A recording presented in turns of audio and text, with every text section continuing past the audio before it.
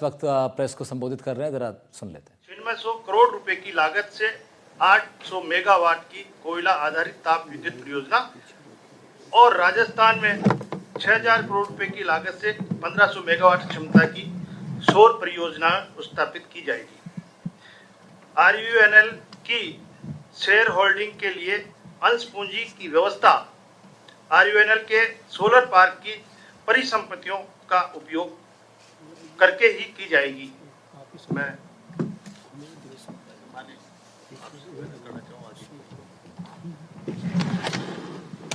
सभी पत्रकार बंधुओं को नमस्कार। आज राजस्थान के मुख्यमंत्री भजनलाल जी के नेतृत्व में जो कैबिनेट बैठक हुई उसमें दो बड़े निर्णय हुए, उसके बारे में मैं आपको और राजस्थान की जनता को सूचित करूंगा। ये दोनों निर्णय हमारे युवाओं के लिए, राजस्थान के लिए और प्रवासी राजस्थानियों के लिए बहुत ही महत्वपूर्ण है। सबसे पहला, दुनिया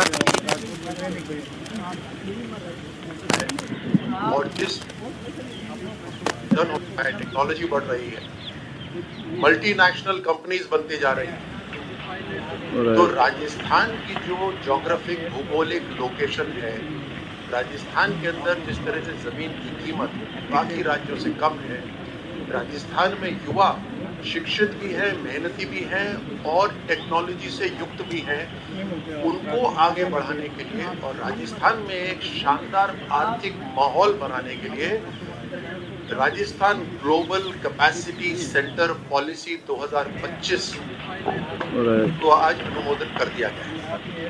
GCC, आपने अक्सर ये नाम सुना होगा, global capacity centre. Multinational companies अपना रिसर्च करने के लिए, डेटा को संग्रहण करने के लिए, डेटा को इस्तेमाल करने के लिए, हाईटेक ट्रेनिंग करने के लिए और इंटरनेट को ज़्यादा से ज़्यादा इस्तेमाल करते हुए कैसे व्यापार बढ़ाया जा सकता है, उसको करने के लिए ग्लोबल कैपेसिटी सेंटर पे निर्भर रहती है। ये ग्लोबल कैपेसिटी सेंटर के अंदर हजारों लोग काम करते हैं। इसके लिए जमीन की जरूरत होती है और मैन पावर यानी स्किल्ड मैन पावर की जरूरत होती है। इसके लिए जो हमने पॉलिसी बनाई है उसको बहुत आकर्षित बनाया है।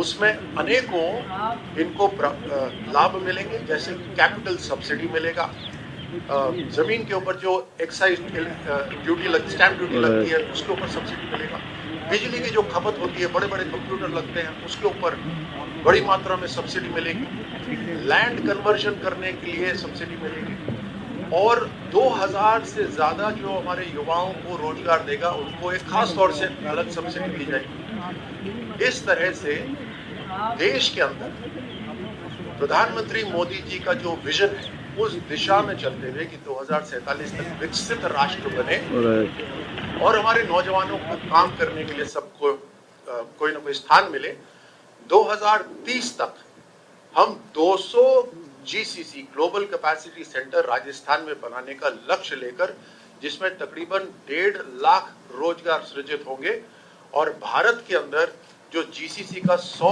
अरब का जो मार्केट है उसके अंदर राजस्थान अपनी बड़ी भूमिका निभा सके, उसके लिए बहुत महत्वपूर्ण है। दूसरा निर्णय ये भी राजस्थान के प्रवासी राजस्थानियों के लिए बहुत महत्वपूर्ण है। मुख्यमंत्री जी के नेतृत्व में जो बैठक हुई उसमें आज डिपार्टमेंट, एक नया विभाग बनाया गया राजस्थान के अंदर, department of domestic and overseas Rajasthani affairs, राष्ट्रीय एवं अंतर्राष्ट्रीय प्रवासी राजस्थानी कार्य विभाग। अब प्रवासी राजस्थानी चाहे दूसरे राज्यों में रहते हो या दूसरे देश में रहते हो, उनका ऑफिशियली राजस्थान के साथ एक कनेक्शन हो जाएगा, एक सिंगल प्लेटफॉर्म बन जाएगा जिसमें उनकी समस्या या सामाजिक रूप से, आर्थिक रूप से और उद्योग से संबंधित जो भी उनकी शंका होगी या भाव होगा, मन होगा, उसको आगे बढ़ाने का एक मंच हो जाएगा। ये हमारे जो आर्टिस्ट हैं राजस्थान के, उनको भी इसी माध्यम से अब ग्लोबल मंच मिलेगा, क्योंकि प्रवासी राजस्थानी हर देश के अंदर है। अक्सर राजस्थानी जो बाहर रहते हैं, खासतौर से दूसरे देश में रहते हैं, उनके परिवार में जब कोई समस्या होती है तो उनको समझ नहीं आता किसको फोन करा जाए। अब एक ऑफिशियल तरीके से एक प्लेटफॉर्म बन जाएगा जहां हर जिले के अंदर अधिकारी तैनात होंगे जो उनकी समस्याओं का समाधान करेंगे। उसी के साथ साथ हमारे इंडस्ट्री के अंदर उद्योग हुआ, सर्विसेज हुए, इन सब के अंदर अगर वो अपना पूंजी निवेश करना चाहेंगे तो उनके लिए ब्यूरो ऑफ इन्वेस्टमेंट प्रमोशन जो उद्योग में है वो तो है ही, बट उसके साथ साथ ये जो मंच होगा, ये जो प्लेटफॉर्म होगा, ये अलग से डिपार्टमेंट होगा, ये पूरी तरह से उनकी काम को आगे बढ़ाने के लिए काम करेगा। तो आज दो महत्वपूर्ण फैसले, लेकिन एक ही विजन, वो है हमारे युवाओं को टेक्नोलॉजी से जोड़ना, हमारे प्रवासी राजस्थानियों को राजस्थान से जोड़ना और राजस्थान की एक ग्लोबल इमेज बनाना, चाहे वो जीसीसी से बने या हमारे प्रवासी राजस्थानियों के माध्यम से बने। अब मैं जोगाराम जी से आग्रह करता हूं कि कैबिनेट के अन्य निर्णय वो आप तक सूचित करें। आप बहुत बहुत धन्यवाद। और जिनके नेतृत्व में राजस्थान में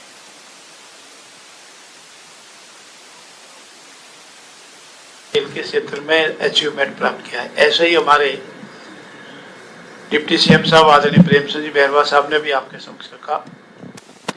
एक विषय जो हमारे लिए सबसे जरूरी है कि हम प्रदेश में अक्षय ऊर्जा में देश में सर्वश्रेष्ठ बनने की ओर अग्रसर है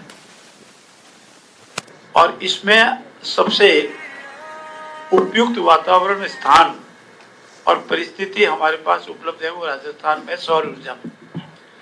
हम निरंतर सौर ऊर्जा में जो भी प्रतिष्ठान आ रहे हैं, लैंड अलॉटमेंट में उनकी पूरी सुविधा दे रही है और उनसे अपेक्षा कर रहे हैं कि वो निर्धारित अवधि के अंदर अपना प्रतिष्ठान स्थापित करे और अपना बिजली उत्पादन प्रारंभ करे।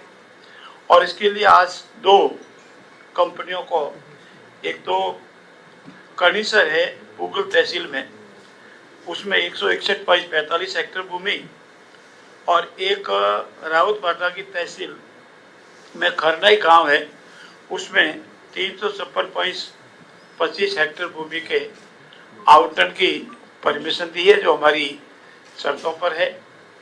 भूमि आवंटन निर्धारित अवधि में कार्य प्रारंभ करे, लीज है, पेड़ कटाई का विषय है, इन सब के आधार पर।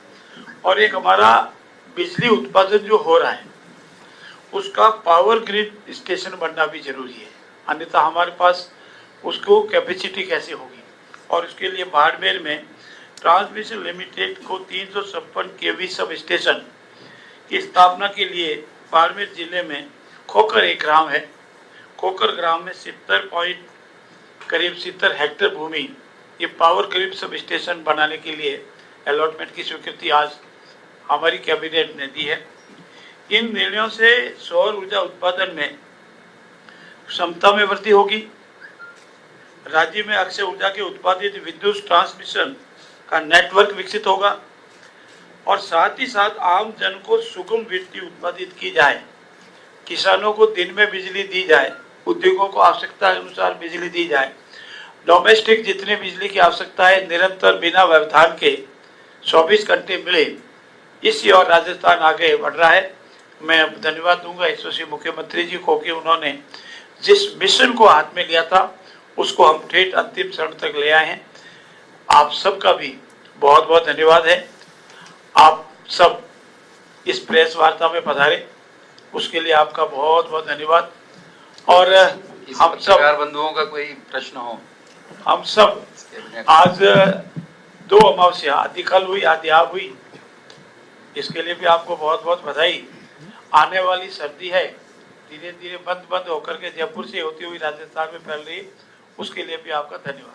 सवाल मेरा संबंधित सवाल कोई? हाँ, सवाल मैं पूछ रहा हूँ। सवाल ये है कि अभी आप लोगों ने मीटिंग में ली थी 2028 में ही आप लोग की सरकार की सत्ता की सरकार जा रही है और 2030 तक की रोजगार देने की बात करें तो कौन से निर्णय लेके आप लोग 2030 अपने 2030 तक के दिखाए?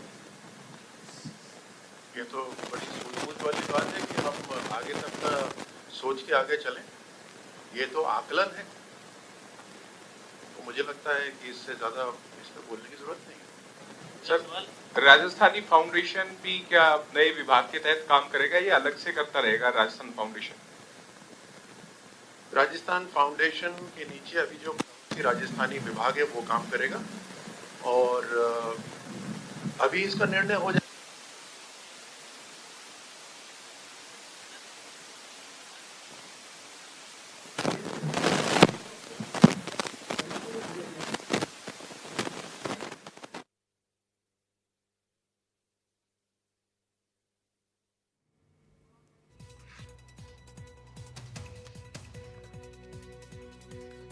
तो कैबिनेट बैठक के बाद प्रेस कॉन्फ्रेंस को सुन रहे थे आप। इसमें तमाम मंत्रीगण मौजूद रहे। राजस्थान ग्लोबल कैपेसिटी पॉलिसी 2025 के बारे में बातचीत हुई है। राजस्थान में ग्लोबल कैपेसिटी सेंटर को बड़ी सब्सिडी मिलेगी। प्रवासी राजस्थानियों के लिए बना नया कॉरिडोर बनेगा। प्रवासी राजस्थानियों के लिए अलग अलग तरीके की तमाम सुविधाएं। बैठक खत्म हो चुकी है और प्रेस कॉन्फ्रेंस के जरिए ब्रीफिंग की गई है। बैठक में बड़े बड़े फैसलों को मंजूरी दी गई है।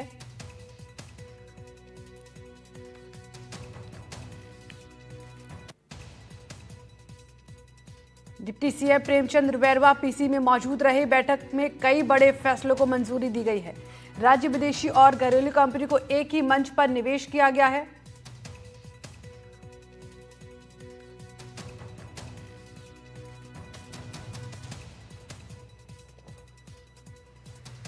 तो आपको बता दें, बैठक में कई बड़े बड़े फैसलों को मंजूरी दी गई है। राजस्थान ग्लोबल कैपेसिटी 2025 की भी शुरुआत होगी। कैपेसिटी सेंटर बनेगा। बड़ी सब्सिडी दी जाएगी ग्लोबल कैपेसिटी सेंटर को। प्रवासी राजस्थानियों के लिए भी तमाम बड़ी तरीके की सुविधाएं। अलग अलग विभाग बनेगा। भजनलाल कैबिनेट खत्म होते ही प्रेस ब्रीफिंग हुई जिसमें तमाम बड़े मुद्दों को रखा गया है। और आएगी फिर उससे अपने आप रोजगार बढ़ता जाएगा। सर मेरा एक सवाल है। सर इधर सर मेरा सवाल है कि अब तक प्रवासी राजस्थानी एक जनरल टर्म था, लेकिन अब आप उसे विभाग के रूप में जानने जा रहे हैं, तो कैसे इसको डिफाइन करेंगे? क्योंकि कई लोग ऐसे हैं जो कई पीढ़ियों से दूसरे प्रदेशों में रह रहे हैं, उसके बाद बाहर चले गए।